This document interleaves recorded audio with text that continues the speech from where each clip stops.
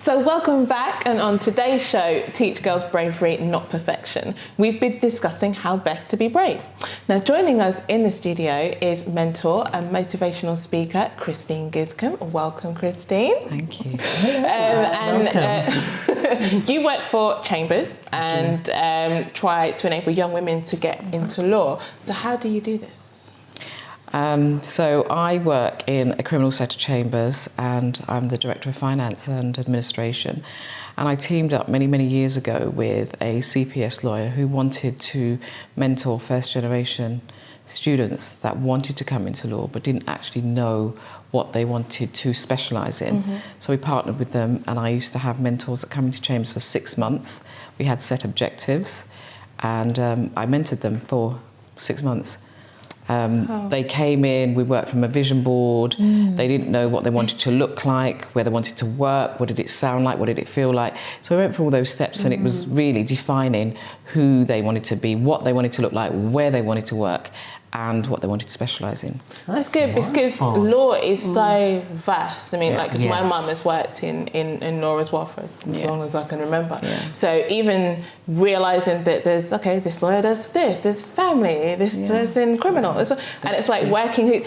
So for everyone else on the outset, it is kind of like, okay, which way do I go? So how's the response been from people then that have worked with yourselves? And all the ladies that I have mentored, or we mentored in Chambers, have gone on to do exactly what they wanted to do based on their vision boards. It's, for me, I believe very much in, if you've got a vision, then you know the direction you're going, and then people can come on board to help you.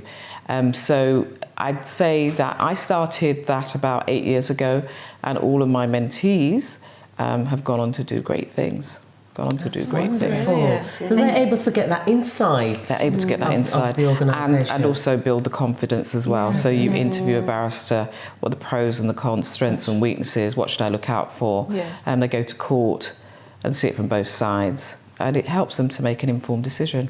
That's right. That's brilliant. As well as doing that, you're also a mother. I am a mother. And we spoke earlier on about, teaching children this or that, etc. What do you think is important in aspects of how you teach your child to be brave, etc.? What do you think is important? So I think it's very important for that child to gain their sense of identity very young, and to tell them that they are capable, they can achieve if they want to. It's a choice that they have, and you just encourage them to do that. There is manners that they have to have. Of course. Please and thank you takes you all over the world, no matter what age. That's the basics, isn't it? But it's very important to show them, be the best you that you can be. Ask them the question, did you do your best? Even if it is to encourage them, because when you put them down, we as grown-ups have so many hurdles that we have to overcome because of something that was said to us when we were young. So true that, you know. Yeah. And it's like it counts double when it comes from parents or, people that you really respect. Exactly. Like it stays with you. I remember one teacher, I didn't like him very much, didn't like me either, told me I wouldn't amount to anything. Oh, look at you now. And that can work for you and against you, I've found. True. Because there is that determination, I'm going to show you, which I experienced in my life. And then there is the one, I'm going to behave exactly as the words that you've spoken. I'm never going to amount to anything. And they believe that, and they behave that way, and don't even know what their passion is. When I mentor, it's confidence. They don't have confidence in saying what they want to do because they feel that they're not equipped to do it.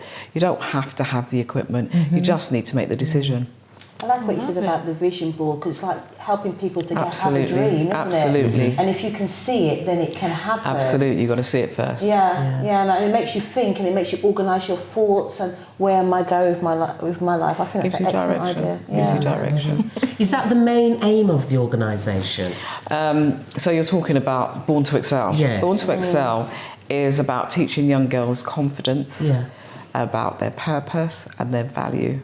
And it's all to do with identity. Many of the young women that I personally mentor, they have no idea of what they're gifted at, how to use their skills, whether they're capable of doing it. And it is about self-love as well, because they're coming from different challenges, from home, different experiences, could be abuse, so they don't actually love themselves.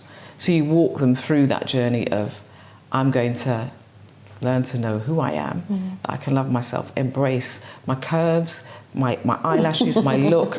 It's very important because when you don't embrace that, then you will always be comparing yourself and therefore can't move on. Yeah. I want to ask you, what do you think holds a woman back from excelling in a profession? The one thing that holds a woman back from excelling in their profession is the woman herself. Oh, good. Yeah, we often say that in DKW, don't we? Yeah. It's the woman herself. And statistics say that men, if they're applying for a job, if it says 10 things, they say they can do the 10 things, whether they can't or not. Women look at it and say, well, I can only do 6, so therefore I'm not going to apply. And she may have the capability to do it, but because she didn't have the confidence to go into that environment, therefore it holds her back. There are all different things that can hold us back as well. Children, responsibilities, but it's a self-belief. Can I do that? And even if I can't, I'm going to step and see. And I find that when you do step and see, you're amazed at what happens after that first step. Exactly. Yes. After that first step. Yeah. I find it interesting that this particular this program, if I can call it, this mentoring, is for females, and a lot of things are targeted like this towards females. Do you believe, therefore, that there is something perhaps that we've grown up with that perhaps leads us in the opposite direction, as opposed to going in the way that a male would need in such mentoring programs? Because there's so many that are targeted at females. I think I work with females. I had boys. I've got grown-up boys. I've got grandsons. They need all it just boys. as much. They need it. The boys do need it. They but do. where my expertise comes for is with girls, because girls we communicate and we talk. It's easier to get to the depths and the root. Whereas with a boy, you have to know. I'm not saying that I couldn't do it because I brought up boys, but you have to know how to communicate, and they communicate in different levels, and normally their root is because the father figure coming down was not there. Yeah. So there's different areas about a man, and if you can get the man, he will treat the woman differently. If you can get the girl, she knows her value and therefore will not take any nonsense. But what is happening, all of this joining is coming too early when no one knows who they are. So the girl doesn't know her value. The guy doesn't know how to treat the girl with any respect. She doesn't know that she deserves respect, so we'll just go with anything. And it's just getting down. I want to get to the root of it. Yeah. Because until we get to the root, then we cannot help these young people. We can't, and it's youth for me. I still do it for older women, but they have a different issue about it. It's they've gone through life, and it is a confidence thing. It is a low self-esteem. Who am I? I brought the children up. What have I got? I've just worked in a job for so many years. I've worked, but I actually decided before I leave this world, I have to impart my wisdom, my knowledge, my experience, my love, and my care for young people, and help them to live an empowered life. Wow. And it's important because we've got to. You can't just be a person that wants to just take. That's right. That's not what life is about. We have to give back. And if our generation don't receive anything, we are the examples. We have to be the ones to give them back. So we have to do our part, each one of us. Yeah. Do you have any case studies? I love case studies. Perhaps that maybe the viewers can find motivational of perhaps someone that perhaps came to that you mentored, etc., and went on to achieve something great that perhaps they didn't realise they had as a vision until they met with yourselves. Yeah. So I'm going to mention the first girl that I mentored. I'm not going to call her by name, but she'll know when she watches. And first generation, she was studying law. She was a young mother. And the reason why I identified with her because I was a very, very young mother. So she was doing her degree, but she was doing it part-time, so it was taking her longer. And we came to the vision board, and I asked her what she wanted, and she said, I don't even see myself having a house. I don't see myself earning this amount of money. And I said, what if you could? Let's do the vision board based on that. So she drew the house for her children. I said to her, do something for leisure that you'd like to do for yourself, do your job and the salary you'd like to start at, draw your office and what you want to look like. So I only had her for 6 months, but I do keep in contact with her. And 3 months later, and the thing that she wanted to do for leisure was Route 66. Oh, America. In America. Okay. Wow. I phoned her 3 months later and I got an overseas ring, and I said to her, where are you? She said, I'm doing my Route 66. She drew a house on her vision board, and her grandfather passed away and left her a house. Oh, wow. Look at that. So, and everything, she got the job with the salary that she wanted. And that was all for her vision board. And if I call her now, she says, I haven't done my vision board for this year. But I live by it because I think that's what guides you. That is what guides you. It gives you the aim, something to work towards, something to believe in, to believe in yourself. And to, as we're talking about, to make yourself brave. Because once you can believe in something, you start taking the steps towards it. That is bravery. It is bravery. It's bravery going to university and nobody really understands in your family what the disciplines are. Exactly. It's bravery.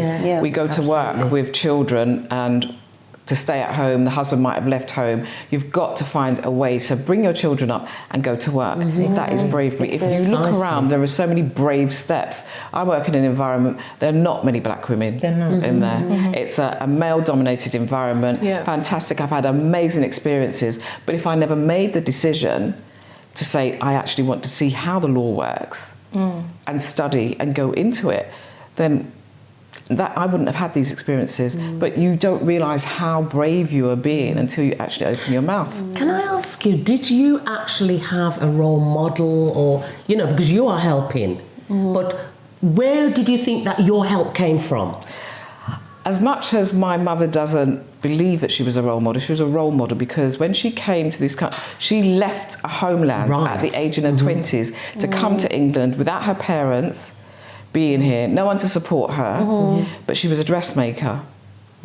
And what she did was she could, as she calls it, score a dress, just do it with the scissors and cut it. People like this, it's amazing. And the bravery about coming over here and setting up home, not having mortgage, not having a job, but you were using a skill that you knew from home. And my father was a carpenter.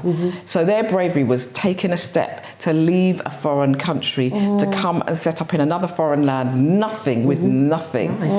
Having children, educating us. We as children used to go out to, we'd go on picnics, we'd go to museums, and I was like, Mum, how did you find out about it? So it's something that was new to them, but they did it for us. A lot of positive seeds. She sowed a lot of positive. It was brave. It was brave. It was brave, and it's not really being brave to shout, but it's brave to do. Yes. You know, and that is the perfect note, sorry to end that on, but I could talk to you all day. Oh my gosh. No, I really love that it's Born to Excel. It is Born to Excel. So absolutely fantastic idea and programme, and I'm sure that they're going to have many, many, many success stories to add to the ones that you have. So thank you so much for joining us today. Thank you so much. Thank you. Okay, so we're going to take a short break, but don't go away as we'll be back with more on Teach Girls Bravery, Not Perfection, and our style segment with Jessica Ann.